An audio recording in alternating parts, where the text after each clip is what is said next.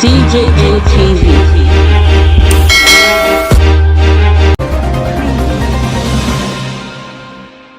Canadian government don warn its citizens say make they avoid travelling to Nigeria for now.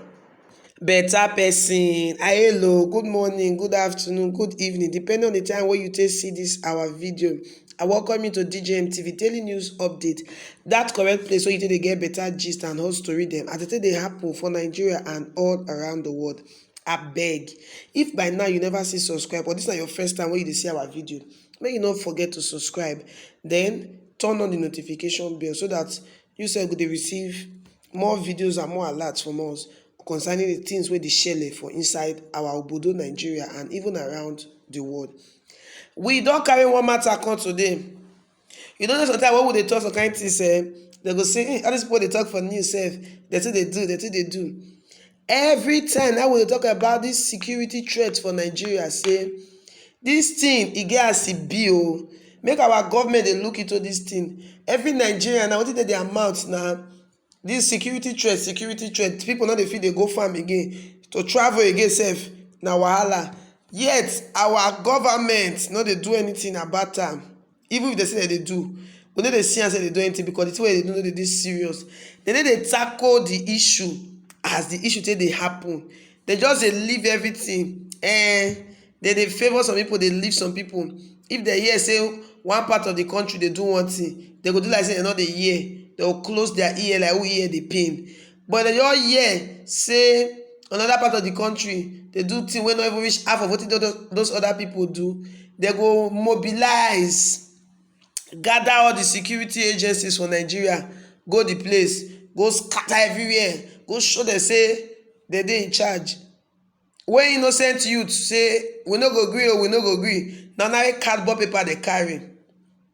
Na our government mobilize security, go there, go say anybody wey come outside make they arrest the person, say the person dey break the law, person wan scatter the country. Now Canada, all of us dey wan run dey go.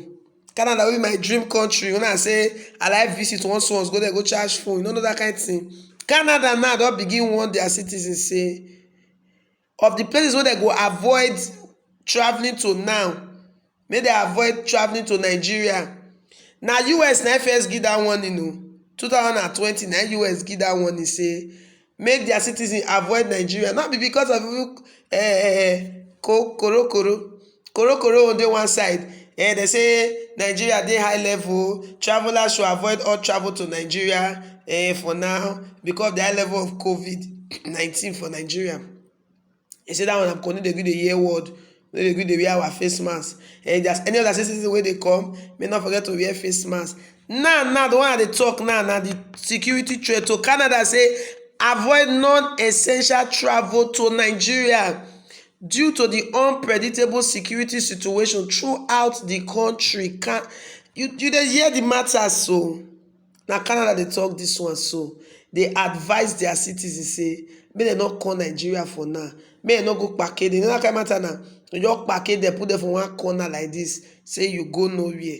They can't even begin dey state places wey be like say if at all their citizens come Nigeria, maybe they stay Nigeria, may they avoid those places. May not be like say my mouth dey hear as you dey see am so. May I tell you wetin Canada government tell their government. Say their citizens, e say avoid non-essential travel to Nigeria due to unpredictable security situation throughout the country and the significant risk of terrorism, crime, intercommunal clashes, armed attacks and kidnapping. They can't go down again because say regional risk alert, avoid all travel. They put her for red. Say avoid all travel to the following regions in Nigeria due to the risk of terrorism, armed attacks, kidnapping, intercommunal and sectarian violence. The areas wey dem list na northwestern states of Kaduna, Kano, Katsina, Sokoto and Zamfara. Some people dey smile say dem no call their state. Wait. The north central state of Plateau, the northeastern states of Adamawa, Bauchi, Borno, Gombe, Jigawa and Yobe. You still dey smile say never call your state. Wait make you hear your state. The Niger Delta states of Akwa Ibom, Anambra, Bayelsa, Delta, Imo and Rivers, with the exception of Rivers capital city, Port Harcourt, where we advise against non-essential travel. That means say you know say because Port Harcourt get oil, you know that kind of thing now. Will not go unless you dey go on essential duty. Then they can't go back again and come say exercise a high degree of caution in the cities of Abuja, Calabar, and Lagos due to the incidents of crime. Una dey hear am? Dey hear the matter wey dey ground now so. They don list all these states now say for the northwestern part of Nigeria, Kaduna, Kano, Katsina, Sokoto, Zamfara, and for northeastern Adamawa, Bauchi, Borno, Gombe, Jigawa, and Yobe, say threat of terrorism dey there well. He say in fact, state of emergency don dey for those areas since 2013, especially for Adamawa, Borno, and Yobe, due to the account of the increase of terrorism for that area. He say although they don deploy additional security personnel go there, curfew also dey imposed on this state, and the curfew dey effective for Maiduguri, and they go soon impose am for other northern states of Nigeria. And they no dey do they say Nigeria dey give notice when you do something. They just give short notice. Say and also the citizens dey at the risk of kidnapper. Those people go do kpake, they go kpake people. Say they talk about Niger, they call say Niger Delta. Say the security situation of Niger Delta is very fragile. See the English? E no stable, e be like egg. Fit break anytime. Say particularly for Abia, Akwa Ibom, Anambra, Bayelsa, Delta, and Rivers. Say because that area they get regional and ethnic conflict between a militant group. E dey occur, and e don lead to high incidents of violence and civil unrest, armed robbery, kidnapping, pose a threat to the Niger Delta. Say for militant activity, they also directed at foreign interests. Say see this area so they fight themselves like that. They catch Oyibo, they catch foreigners. So because of their oil facility, armed group don carry a successful attack on oil facilities and their workers, and e don result to injury. They quoted their citizens in this one. Say if you choose to remain in the Niger Delta state, despite this our advice, say make you dey extremely vigilant, open your eye well, make you dey look. Say if you dey travel for business go this area, make sure say the meeting dey for secure location, and make sure say you know the person well wey you dey go meet. Then make you also seek advice of local authorities when you dey plan your trip. Say in case you come say I no go pass air, I wan pass water. I say piracy dey go on for the water area of the Niger Delta. They dey catch ship, they do armed robbery. All these things they go on. Say they wey come to Abuja, Calabar, and Lagos, make they exercise high level of caution. Forget say Abuja na be federal capital territory. He said the security situation e dey a little bit stable for FCT o, say compared to the rest parts of the country. Say but still exercise high degree of caution. Say for like Cross River now, make you no dey go there unless you get important thing wey you wan do for there. Say because for example now they catch many foreigners for 2016. This na 2021 now we dey talk this news, so they dey refer to wetin dey happen for years now. See my Nigeria people, ma stop this thing for here first, ma talk something. You know say they say if you no wash your dirty clothes for outside, your neighbor no go know say your clothes dirty. Now we dey bring our leg dey come outside, you dey see this kind of matter. So our government no dey help matters at all. When the things dey start small, all these countries wey we dey talk, Canada, US, they not talk anything put. They go just dey try say e don do na, the one wanna fight don do. No say they store all these things for their record. They gather and they keep her, they gather and they keep her. Now Canada don wake up now say 2021, they don begin dey refer to 2013, 2016. Say because of all those ones, make their citizens no dey carry the waka inside Nigeria. If I no even come, that what they tell them. No go Nigeria unless what you want go do for Nigeria. They very important say you no go fit avoid that. No go Nigeria. You dey see that kind of matter so. And the way they tell them say if you dey waka, they carry ID card. And that one dey important shark up. Police fit catch you. Say you be Oyibo, you can't do yahoo yahoo. You know that kind of thing now. That's why they protest, end police brutality, end SARS, end police brutality. Some people they say this Nigerian youth, they are lazy, they are jobless, they don't have what they are doing. If they are busy, they will not do all this one. When Boko boys they do their own, our government they follow the do like saying a small picky play that they play. They play 10-10 with them. They play mama put. Restaurant play with them, small children play. That's in a sand that they play. Now they don't graduate from bandits. What would they call them bandits for here? But they call them terrorists for other parts of the world. They don't they put Nigeria now as the country where get high level of crime and terrorism. You they see the matter so. And they would they want them now say that they go areas like urban areas of Nigeria. Now maybe they careful say because they always do pick, tiffy. They collect people things, collect money, collect other things there, and they use them as now. In fact, pickpocket now that's also global terrorism threat. The matter, it tire me. The matter, my brother and my sister, I don't know what I want to put again because when I see this thing, it shock me. It shock me, reach my bone. I should say it shock you too when you hear that. I want beg Nigerian government. I beg.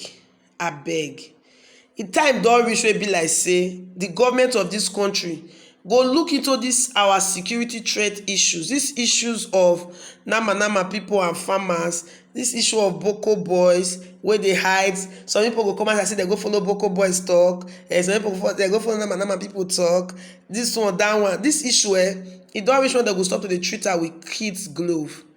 When e be militants for Niger Delta, they no use small pikin eye take look dem o. Na helicopter where they throw live something, where they scatter everywhere with fire, now they send go. When it be Eastern Security Network, they say they be illegal. They not send small children go there. Now better people that they say go there. Now it don't reach issue of nama people, Boko boys. Government they look they like, hey, let us talk to them. Let us. One person come outside, they open his mouth and say, let us give them amnesty to. The thing get they do me. In fact, I know one verse. Nigerian government, I beg. If una they watch this video, now they hear, or any of una way they watch, when no, more help us beg. Nigerians will not tire. They paint as in this whole thing. They not be all of us they do them, but the thing not to paint us black. Like don't use us say don't hear us well for where other people dey, for where other countries they don't hear us. So say they don't they want their citizens say US don't do their own. Don't go Nigeria. If you go Nigeria, you're on your own. Canada don't do their own. Before you know, other countries go begin to do their own. Yet, when these people they call Nigeria, now be saying they do bad things for their country. Their country get their own wahala. Why we say Nigerians never say, but we know they go that side. Now because the way their government they package them, you know understand. As they do ban, you dey hear and say the government don't follow up, make sure say that thing they not repeat them again. Nigeria here will they use it till they play. I beg. Government, it don't reach time wey be like say government go look into this issue of security where with open eye. They need to open two eye, open ear join, put hand and leg for ground to make sure say security na something be like say everybody go dey enjoy. Because for some area of Nigeria now, truly wetin this Canada people dey talk not be lie. Some places of Nigeria people dey feel they sleep close eye. Fear no go let them close their eye when they sleep. So carry road you want pass on Nigeria, you dey do fasting and prayer first or you dey pass that road. I beg our Nigerian government, I beg we dey. Make them step into this security issue so that we save the bad name wey they don't give us outside go end. Anyways, how you see this matter? We say Canada government they want their citizens say make they not call Nigeria. How you say see the matter? Some of una wey they hear this news, I know say una get dual citizenship. You call for Canada, you get Canadian citizen and you be Nigerian citizen. I beg. Mona shook my put for the matter. I wanna see this thing. I want to feel say government, Nigerian government go fit do to help the security situation of this country. Well, this is still DJM TV daily news update, where would they give you all the correct and latest gist them of wetin dey happen for Nigeria and outside Nigeria. Abeg like this video, make you share it. In case you never still subscribe till now, abeg make you touch the subscription button so that you sef go receive better story from us. Well, and here we take come to the end of this edition of our daily news update. Not forget say security na everybody responsibility. So you do your best to stay safe while the government dey try their best to keep the country safe. I no do anything wey go put anybody for danger. My name na still Lawuru Favour for DJM TV News. DJM TV. DJM TV.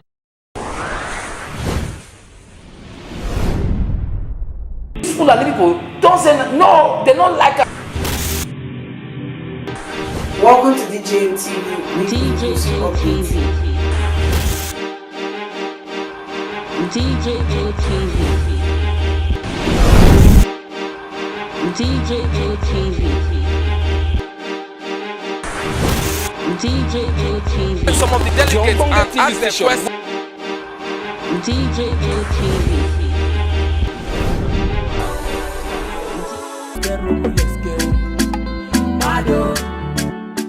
DJM TV. DJM TV. DJM TV.